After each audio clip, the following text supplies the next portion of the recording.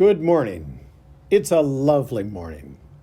I'm so happy with where my life is right now, and I'm even okay with how much money is in my bank account. It's not a huge amount comparatively, but it's enough. And I'm just kind of appreciating the space where I am right now.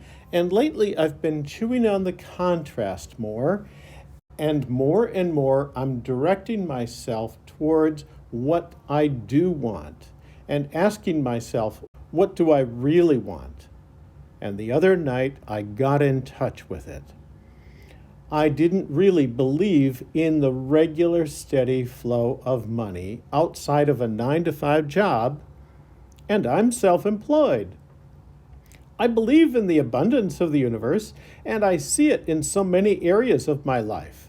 But in this one particular area, I've discovered I have a mismatch. So I ask myself, what do I really want? I want to believe that there is a good income in self-employment. So here is the question. Is that desire enough to override the negative belief? Together, we're going to discover that. Wanting to believe it is a step in the right direction. Working at thoughts that help you believe it helps you, little by little, release the resistance. Really, there are only two choices in any situation.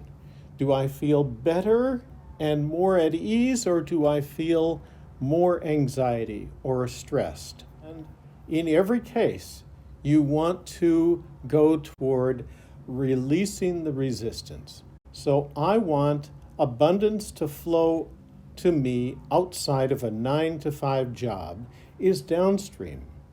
But when I say I don't believe that it can, feels like it's going upstream. So let's just play with that. I want abundance to flow outside of anything that's structured is downstream. But I don't see how it can is upstream. That's like pushing a river.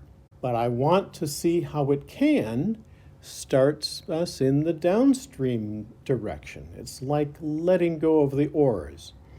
So then just keep talking on those terms.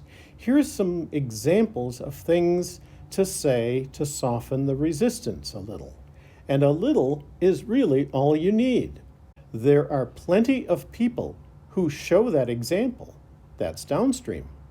But most people I know are showing a different example. That's turning upstream. So you just play with it a little until you soften the thought. You just keep doing it again and again. So when you say that, it softens even as you think about it. One who's in alignment with who they are is more powerful than millions who are not. When you get yourself turned downstream so that you are in alignment with what you're asking for, now you're only offering one signal. The power of that is so swift and sure. Contemplate that platform and then think about this.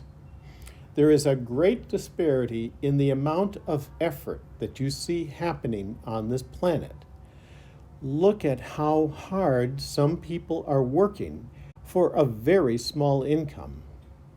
And on the other hand, look at how little some others are apparently doing for how much incredible abundance that's coming to them. The old way of looking at this is to see this as injustice, but there is another way of seeing the same facts, and that is, this is how the universe works. And you can take a step back from that and not look at it in the old normal human view of injustice, but look at it in awe as you are witnessing firsthand through your own observation of life. There is leverage in alignment.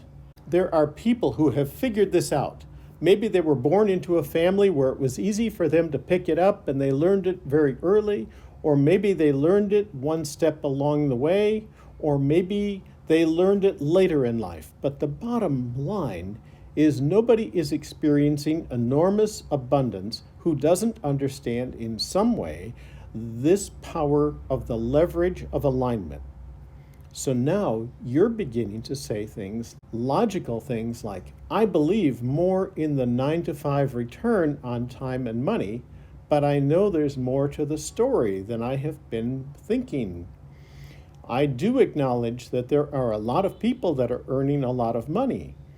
Effort and return brings mediocre income. Alignment brings a return that is astronomical. So everything that I've ever thought about 9 to 5 and dollar per hour in effort, it all just goes out the window because this is a whole different platform that I'm playing from now. Now I get it. So now I'm going to do whatever I do, and I'm going to appreciate the money that's coming. Now I am seeing economy and alignment and allowing and receiving and resources in an entirely different light. Now I get it, that if this time-space reality had the wherewithal to cause me to put it in my vibrational escrow, this time-space reality has the ability to deliver the goods for me or for anybody else. And there's no competition. What comes to me doesn't have anything to do with what anybody else is doing. In other words, there's not an economy that's being divvied up and you've got to figure out how to carve your piece out of it. There is an economy that's in the process of being created that is responding to the vibrational platform that you all hold. No matter where you stand, no matter what subject you are contemplating, you have two choices. The choice that you have right now is, do I feel better or worse? It's not only the only choice that you have, it's huge. That's the only choice you ever need to make.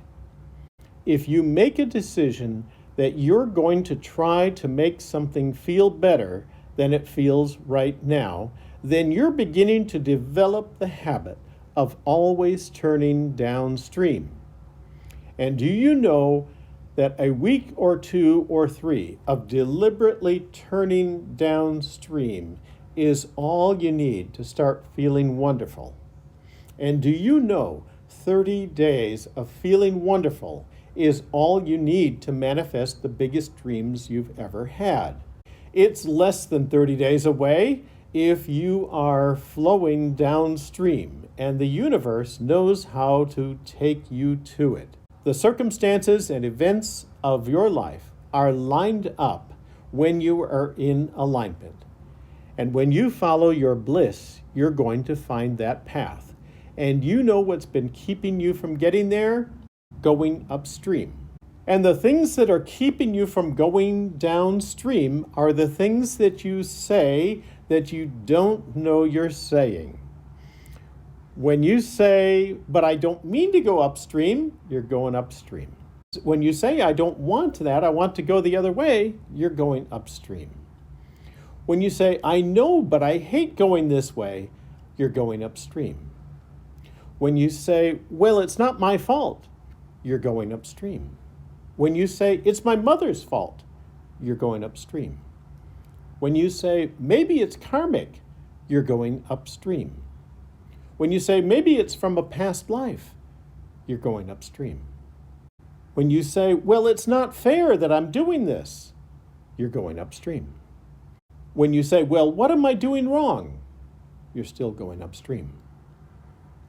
When you say, well, how am I going to get this boat turned around, you're still going upstream. So when you say, just tell me what to do, there are things you can do. Soothe yourself. Pet your cat. Take a walk. Find a place in nature. Quiet your mind.